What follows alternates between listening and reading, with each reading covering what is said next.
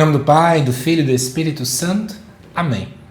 Amados irmãos e irmãs, é com muita alegria que nós estamos aqui para juntos estudar e meditar a primeira leitura que a Igreja nos apresenta para esta quarta-feira da 34ª semana do Tempo Comum. O texto de hoje se encontra lá em Daniel no capítulo 5 e nos diz assim: Naqueles dias o rei Baltazar ofereceu um grande banquete aos 1000 dignatários de sua corte, tomando vinho em companhia deles. Já embriagado, Baltazar mandou trazer os vasos de ouro e prata que seu pai Nabucodonosor tinha tirado do templo de Jerusalém, para beberem deles o rei e os grandes do reino, suas mulheres e concubinas. Foram, pois, trazidos os vasos de ouro e prata retirados do templo de Jerusalém. E deles se serviram o rei e os grandes do reino, suas mulheres e concubinas. Bebiam vinho e agradeciam seus deuses de ouro e prata, de bronze e ferro, de madeira e pedra. Naquele mesmo instante apareceram dedos de mãos humanas, que iam escrevendo diante do candelabro sobre a superfície da parede do palácio. E o rei viu os dedos de mão que escrevia. Alterou-se o semblante do rei, confundiram-se suas ideias, e ele sentiu vacilarem os ossos do quadril e tremerem os joelhos. Então Daniel foi introduzido à presença do rei e este lhes disse: És tu, Daniel, um dos cativos de Judá, trazidos de Judá pelo rei meu pai?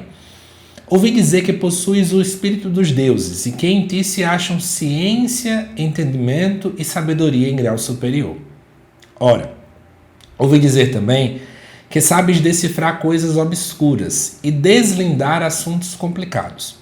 Se, portanto, conseguires ler o escrito e dar-me sua interpretação, tu te vestirás de púrpura e levarás ao pescoço um colar de ouro e serás o terceiro homem do reino.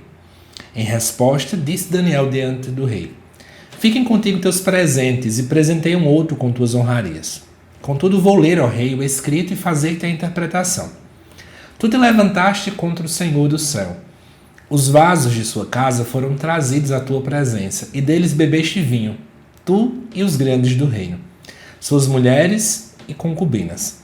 Ao mesmo tempo, celebravas os deuses de prata e ouro, de bronze e ferro, de madeira e pedra, deuses que não veem, nem ouvem e nada entendem. E ao Deus que tem em suas mãos tua vida e teu destino, não soubeste glorificar. Por isso foram mandados por ele os dedos da mão que fez este escrito. Assim se lê o escrito que foi traçado: Mane, Tessel, Parsi.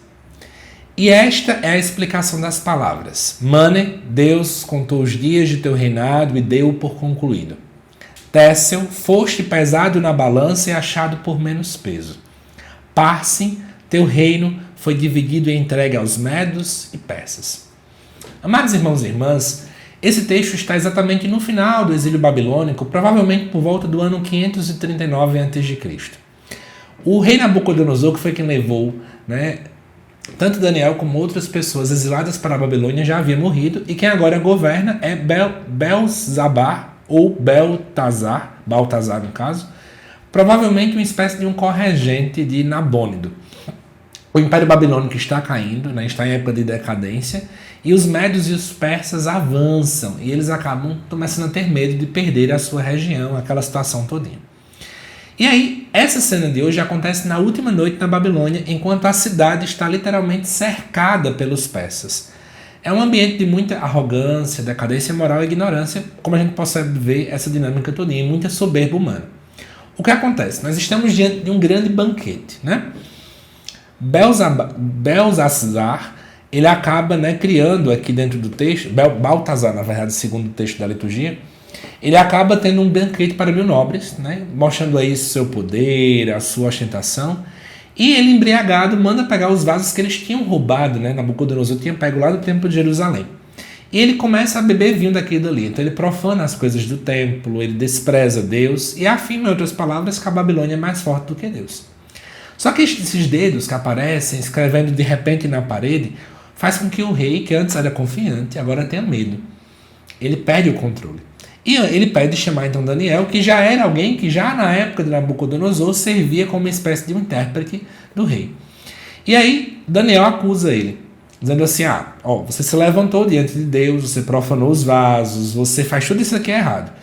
E aí ele começa nesse momento a fazer aí a sua crítica ao rei, dando uma sentença final, um anúncio profético de que ele vai cair naquela mesma noite. Então o que a gente pode ver desse texto aqui? Em primeiro lugar, a grande arrogância humana. O rei acha que tudo pode fazer, que ele pode fazer o que ele quer, do jeito que ele quer, da hora que ele quer. Mas, amados irmãos e irmãs, nós podemos ser poderosos como formos. Deus é quem tem a última palavra. Eu acho que, de toda forma, esse texto deixa isso muito claro, né?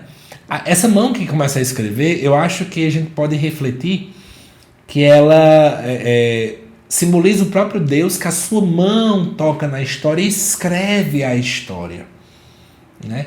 Os reis podem fazer o que quiserem, as pessoas podem achar que o dinheiro é quem manda e desmanda no mundo, mas é Deus quem conduz a história. E olhando para Daniel, temos uma lição também para nós. Olha que grande coragem que ele teve de chegar diante dessa situação e externar essa realidade para o rei. Muitos de nós, ao ver tudo isso aí, talvez ficássemos com medo de uma retaliação, um medo de perdermos cargos, temos agora uma grande perseguição, mas de fato, amados irmãos e irmãs, Daniel permanece firme. Eu acho que é esse o grande aprendizado que nós também precisamos tomar. É preciso permanecer firme, certo?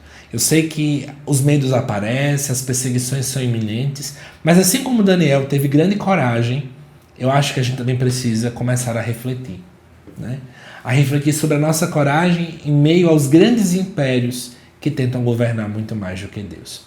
Espero que você tenha gostado, amado irmão, amada irmã, desse estudo, desta reflexão. Eu te aguardo daqui a pouco às 7 horas da noite para o estudo do Evangelho, também nesta quarta-feira. Até mais.